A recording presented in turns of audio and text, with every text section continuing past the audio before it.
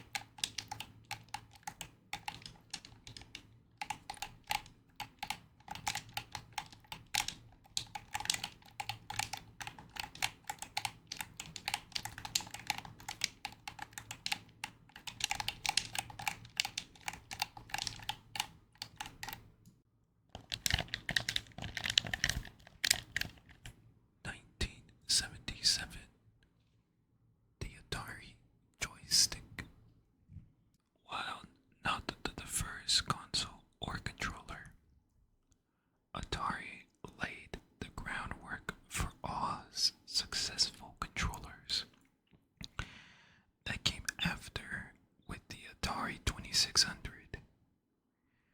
The simple design mimic arcade cabinets from the era with its four-dimensional joystick and only one button.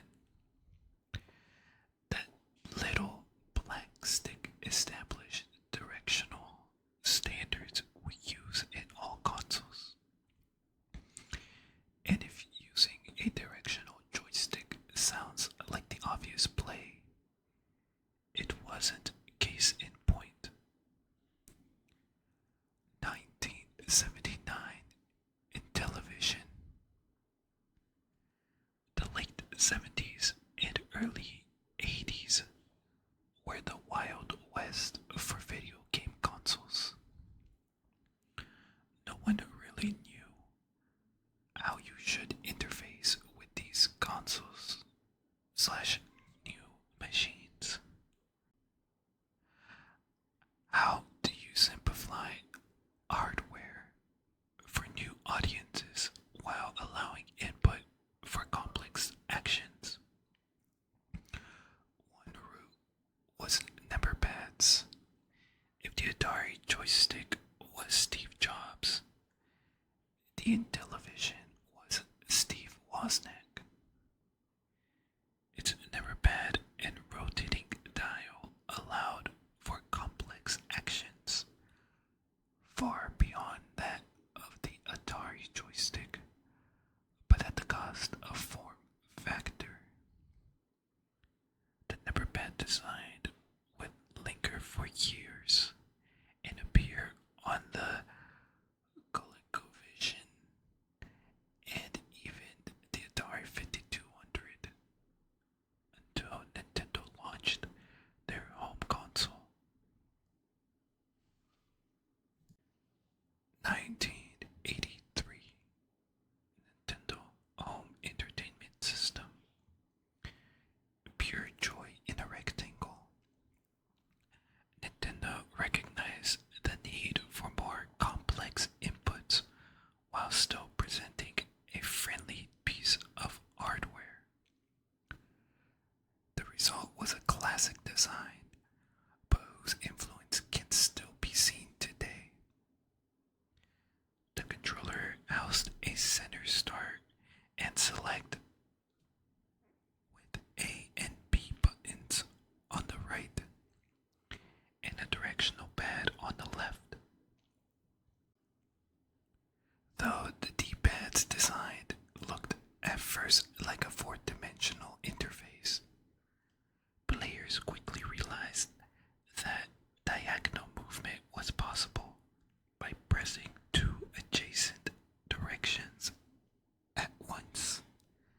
The Sega Master System would go on to make a similar square D-pad with hash marks, so diagonal movement would be clear. 1988 Sega Genesis. So we've established what a successful video game controller looks like. But how does it feel? Around this time, video game cartridges were implementing battery-powered save features, allowing for longer games played over a long period of time. With longer play times came a need for comfortable controllers, and Sega delivered. Though the original Sega Genesis offered no additional input over the NES controller, it did address ergonomics with its rounded grips and overall smooth design. Later, a 6-button version was introduced for the Genesis. 1990 Super Nintendo Entertainment System. Nintendo took the shape of its successful NES controller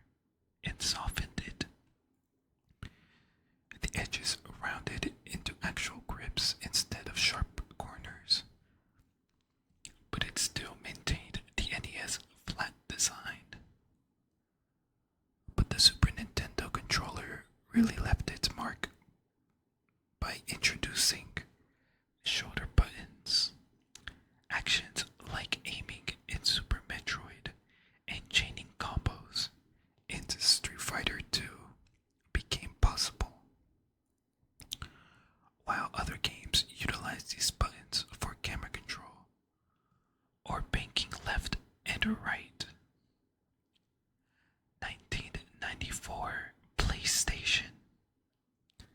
The first PlayStation controller took what was working and made it their own. The standard inputs were all there, like a D-pad and the right side buttons, but with an additional second row of shoulder buttons for greater functionality.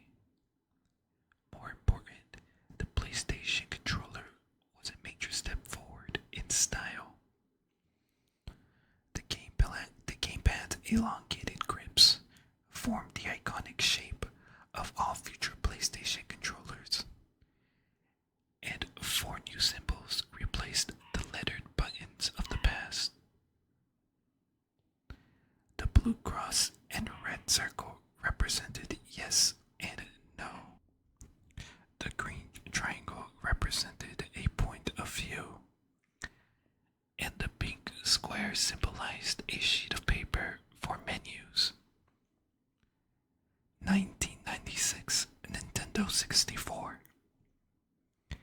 Either this is your favorite controller, or you think it was designed by an alien who didn't understand human anatomy. The Nintendo 64 featured similar grips to the PlayStation gamepad, but with a third middle grip for its new miniature joystick and back trigger. This joystick made navigating 3D games like GoldenEye and Super Mario 64 smooth as butter. Plus, the optional rubber back made for a unique handheld experience. Though the 64 popularized the thumbstick-sized joystick, this was actually first seen in a short-lived Neo Geo CD in 1994.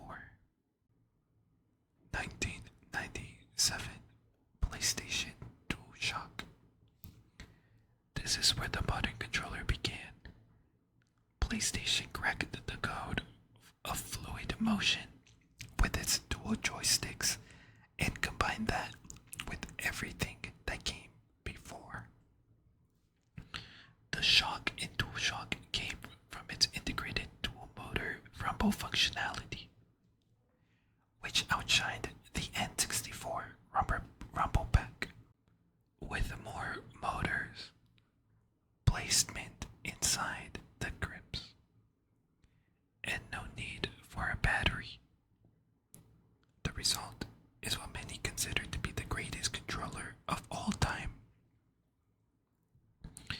It was exactly what a controller should be, an advanced piece of hardware that worked so seamlessly that you could practically forgot it was about it. From there, the DualShock 2 added pressure-sensitive buttons, allowing for more realistic control in racing games. Then the DualShock 3 added motion control and wireless connection. 1998 Sega Dreamcast.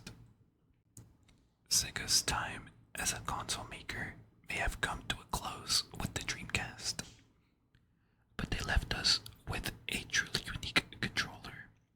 The Sega Dreamcast controller was a spaceship with dual triggers, an offset joystick, and the coolest memory card of all time.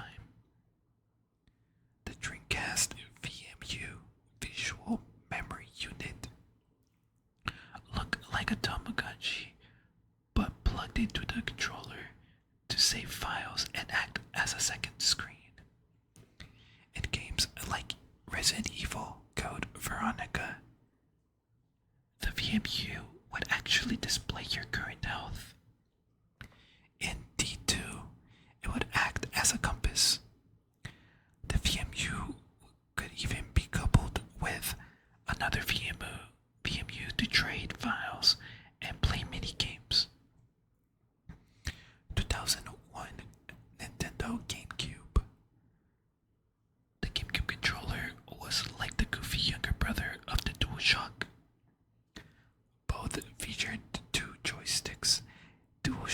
buttons and long grips. But there's something about the GameCube that embodied the friendliness of Nintendo's beautifully. Instead of a gray piece of plastic, you got an indigo accessory with a yellow offset joystick and button layout that looked almost like a face.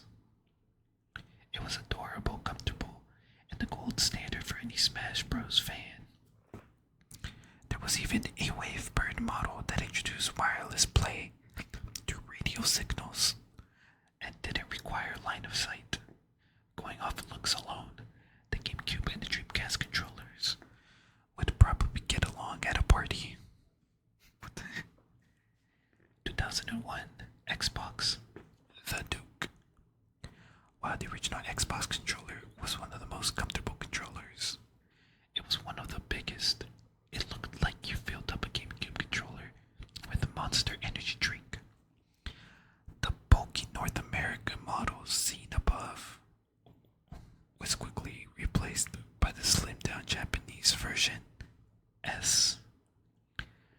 Like the Dreamcast and GameCube controllers, the offset joysticks presented an alternative grip to the PlayStation's DualShock series, and it continues to be defining the characteristics between the two console makers today. Though this model was still wired, the Xbox 360 controller would go on to be the first Bluetooth controller, setting the standard for modern wireless controllers. 2006, a Nintendo Wiimote and Nunchuk, the controller that broke thousands of TVs. This two-part controller used an optical sensor to track movement, so gamers could literally stretch their legs between two parts, where all controls, joysticks, triggers, D-pads, etc., with the addition of a built-in speaker. The Wiimote also housed an IR emitter that let you point at the screen with the controller instead of using the joystick to navigate menus. If gaming in motion wasn't your style, you could turn the Wiimote to the side and use it as a classic Nintendo controller. 2013 PlayStation DualShock 4. Sony's DualShock 4 was a leap forward for PlayStation. The DualShock 4 added a light bar and touchpad to the center of the controller. What could this touchpad do? Well, game makers don't really know, so the touchpad has been used as a large button in most games. But while the touchpad remains underutilized, features like a headphone/a microphone jack and share button have become a standard. And the color bar enables controller tracking for PlayStation VR games. The DualShock 4 also ditched batteries in favor of internal lithium battery, making it lighter but requiring regular recharges. 2013 Xbox One. The Xbox controller perfected. This controller wasn't all that dissimilar from a 360 controller, save for a body redesign to make it even more comfortable. We got the inclusion of a headphone/mic jack like the DualShock 4, but beyond that, it was really just a solid controller. Unlike the DualShock 4, the Xbox One ran on batteries, so gamers could choose whether or not to use rechargeable lithium. But even the extra weight couldn't take away from it this unparalleled controller. 2017 Nintendo Switch Joy-Cons. What if you can break the controls off your Game Boy and give half to your friend? Surely this was the actual pitch presented at Nintendo when proposing Joy-Cons. After the Wii U's lukewarm reception in 2012, Nintendo set out to make a truly portable home console, something you can play with a friend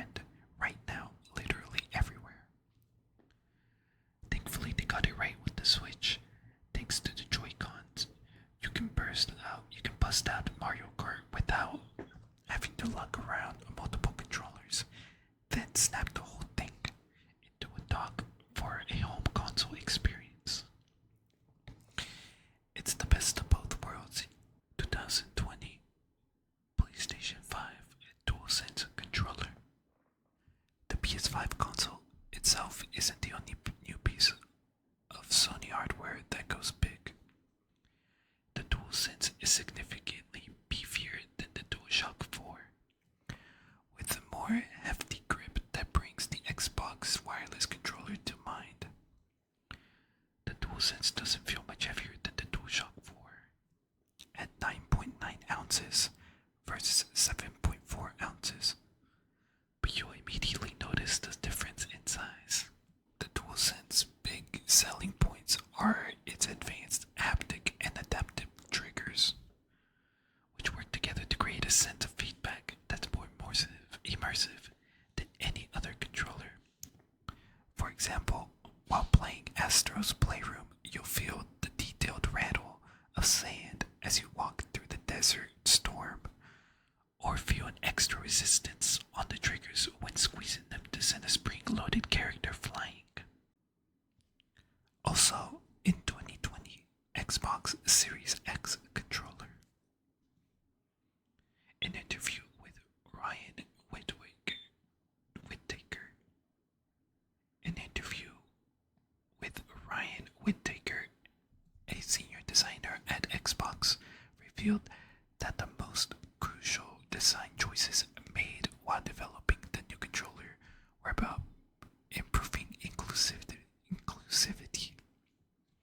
The Series X controller is smaller than the Xbox controller and built to fit in an average 8-year-old's hands. Improved handling choices exist throughout the new Series X controllers.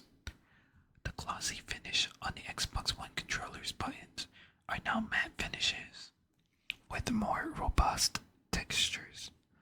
Also, tactile dots have been added to the triggers to improve grip during gameplay.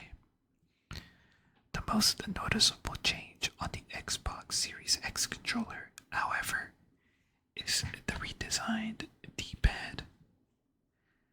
The Series X D-pad was designed using the lessons learned from the swappable D-pad on the Xbox One Elite controller.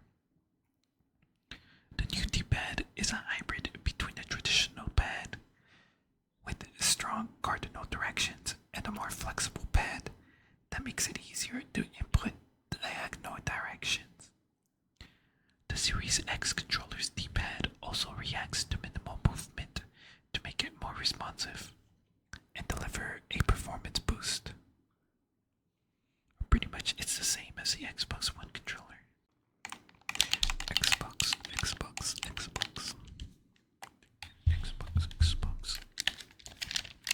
PlayStation.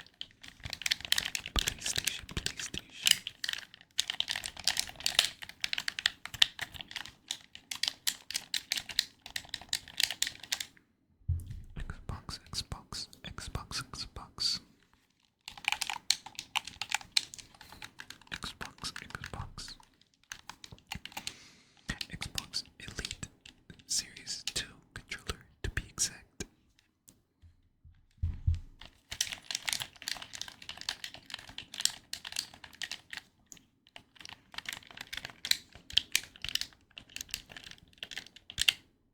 Boom. Thank you for making it to the end of the video. Please comment, like,